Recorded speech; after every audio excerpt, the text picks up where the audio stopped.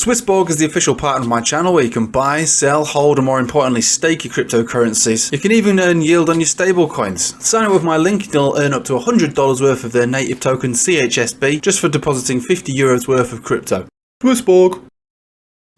Hello everybody, welcome back. Let's have a look at Bitcoin, but before we do that, let's just do the boring old usual, which is traditional markets, Forex and stuff like that, because this is, this is the bottom line of it really. We have to trade this way.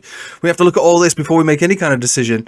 If you want to join the Patreon, I've got links in the description below. We do live streams twice a week, one of them being tonight, so feel free to join me there.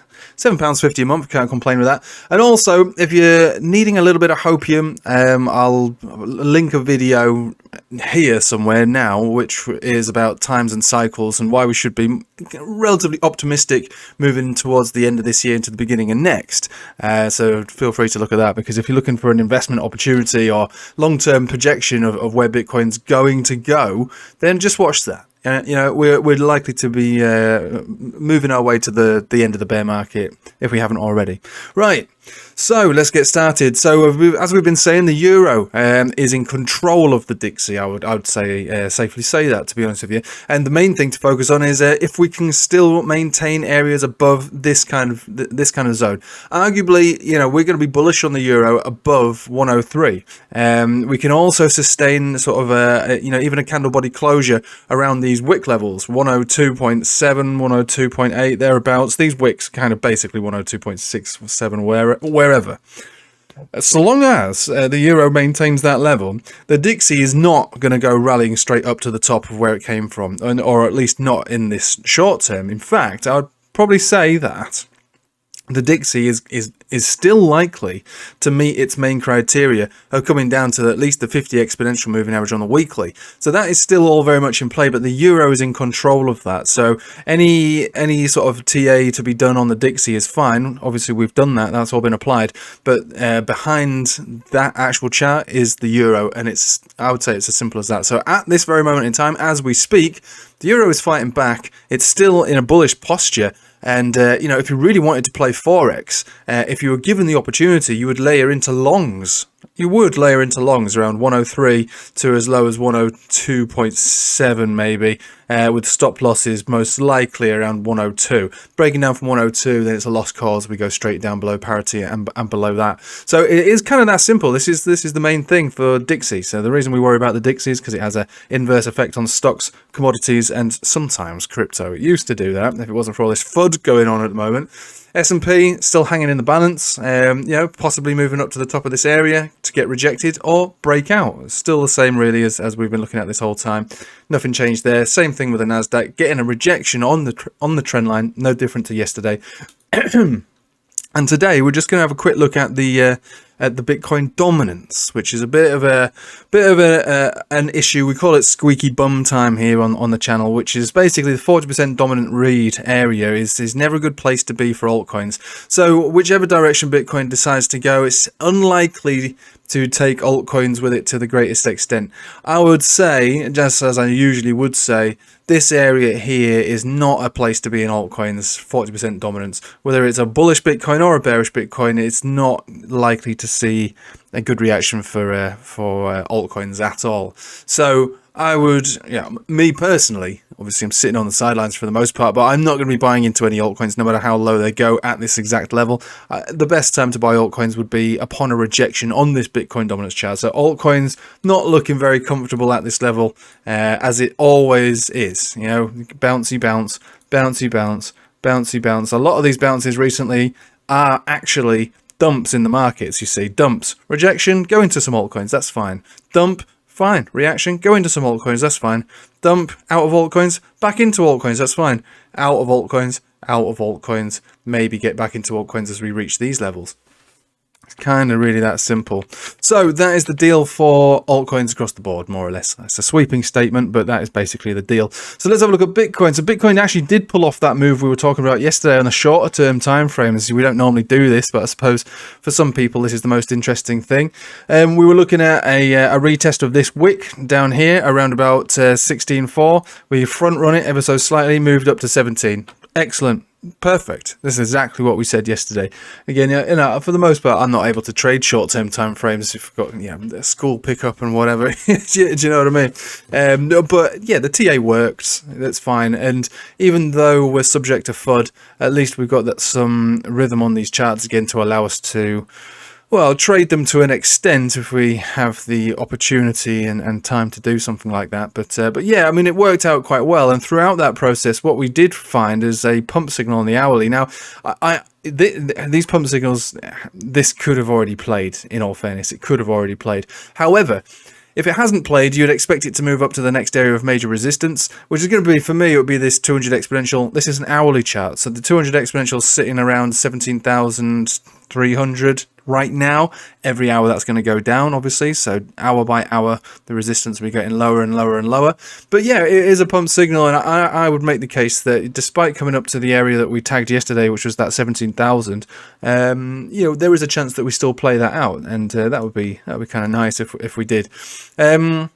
Momentum's all turning down, that's fine. It's almost like a natural consolidation. We're still above the 0 point for the MACD, so there is hope that that this can still turn up. We've got to keep our eye on the histogram to see if they go level, but also see if we get an RSI breakout, things like this. Again, we're talking hourly time frames at the moment, so we'll see where this goes. But there is a chance that we see that move up to 17,000, just above 17,000 today.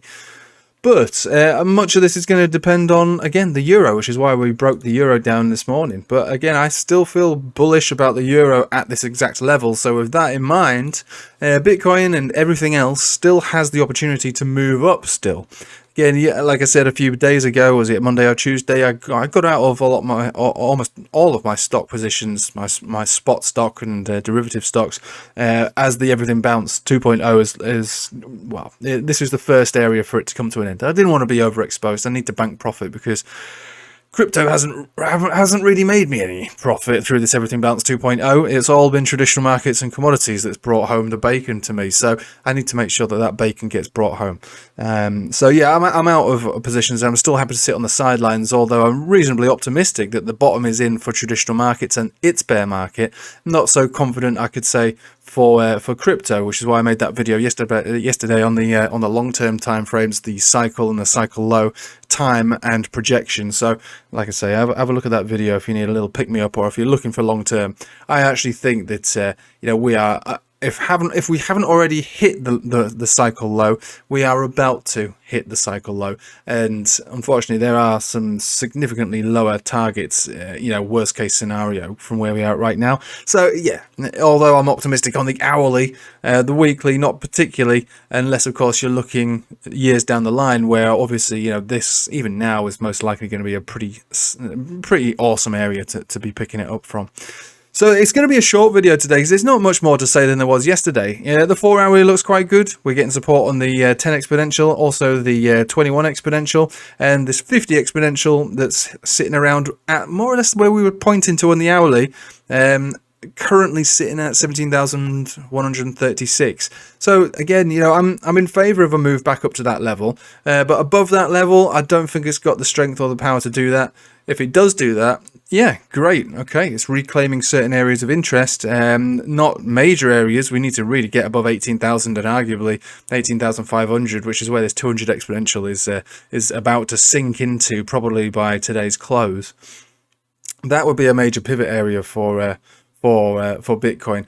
Notice how the Ichimoku cloud is flat in this area. So a break out of this area at the same time as breaking above the 200 exponential would most likely, if this takes place next week, be a very bullish sign. But currently we're sitting way below all of these areas, so that's just pure hopium and optimism that that's the sort of trade setup that we would get. If we were to get that trade setup, then I would be looking for a serious move back up into the 20,000s. But to buy here in expectation for that to happen next week, It was crazy. You can't do that. You've got to trade the signals that are presented to you on the chart, not the ones that you would like to see down the line or the ones that you want to see down the line. So we just have to sit back, watch and wait to see where we go from here into next week. But again, when it comes to traditional markets, specifically the FX market, mainly being euro and obviously the correlation and the effect it will have on the Dixie, I am still optimistic at this exact level. If we close candle bodies on any time frame, but definitely a daily below 102, then that's it. We see a tear up move back up to the previous highs on the Dixie. But at the moment, at this very moment in time, that's not how it looks to me. We have to wait for precursors to be met to make any decision of a big tearing up move up here. Look, the Dixie is still a very bullish chart, but as it stands right now, it doesn't particularly look bullish. This still is basically just an anemic bounce that's taking place from the daily 200 simple and exponential. So with that in mind, we should have expected a bigger move from this area. We haven't. We got rejected on the 7 simple, and we might be getting a rejection on the 7 simple again today. We also have a short signal on the daily for the Dixie. So despite the bullish divergence and hidden bullish divergence on the RSI here, it's not enough for me to go, hey, yeah, we're going up.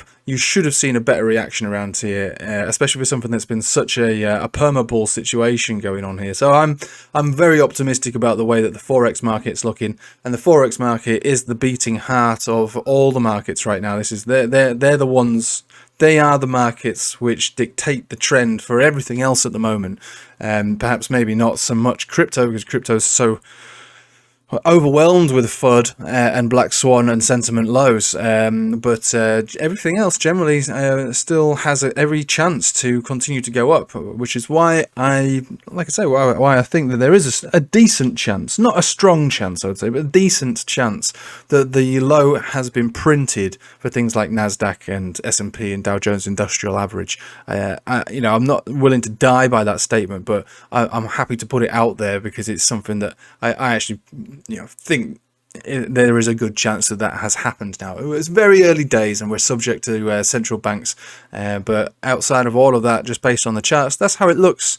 That's how it looks to me, and you can only hope that that helps Bitcoin. If it doesn't help Bitcoin immediately, which it hasn't done recently because of all the other things that have happened, no big deal. Do you know what will happen if Bitcoin continues to capitulate, finds itself down to another significant low, whether it's 14,000, 12,000, or maybe even below 10? That would be a capitulation worth taking note of, because if we have printed the lows for traditional markets and then we capitulate into extreme levels on Bitcoin, it's most likely that has actually printed the low. But for the moment, it's difficult to say that because we don't know what domino is going to fall next after the FTX situation. We don't know the situation with anything. At the moment, there's a big uncertainty surrounding crypto, even Tether as well. Even Tether, which is something that's always been a problem for crypto, the uncertainty of Tether. I think now, if you really want it to be safe, you'd probably think about maybe moving into fiat or perhaps maybe BUSD, which, from my understanding, is slightly more genuine, if that's a word, one-to-one apparently backed. So you would find a way to, if you're looking to sit on Tether for a prolonged period of time, you'd find a way to not do that. Fiat is obviously the best if that's possible, but alternative stablecoins like BUSD is, from my understanding, is the better one to be holding. I know that's not possible across all exchanges, so you have to come up with some kind of arrangement, or basically just put your faith in Tether and hope that it works out. It may not, but we've been saying that, everyone's been saying that for years. Throughout the entire bull market, that's been threatened. Oh, Tether this, Tether that. So just have a good think about what it is you want to do when it comes to Tether. Whether it's okay to continue to hold, or you want to find an alternative. Anyway, I've deviated already. There's no need to go any further. Like I say, I'm optimistic with traditional markets and Forex at this very moment in time. Bitcoin seems okay for a move up to just above 17,000, maybe today, potentially maybe through the weekend. But overall, the weekly looks absolutely awful. Altcoins look pretty awful, generally speaking. So crypto generally looks pretty awful, and the moves really, if anything, are going to be on Forex and traditional markets. Boring, but that's the way it is. You got to, if you are a trader, you got to find you got to find something to trade, otherwise you don't make any money. Do you know what I mean? This is my job. That basically is how I make my cash. So I've got to trade something, and you know, I can't find. I really can't find anything overwhelmingly bullish in crypto right now. Yeah, but everything else seems relatively good. So feel free, like I say, join the Patreon and have a look at that video I made yesterday on the long-term timeframes. If you need something to focus on, get a bit of perspective. And other than that, I hope you have a nice day. Take it easy.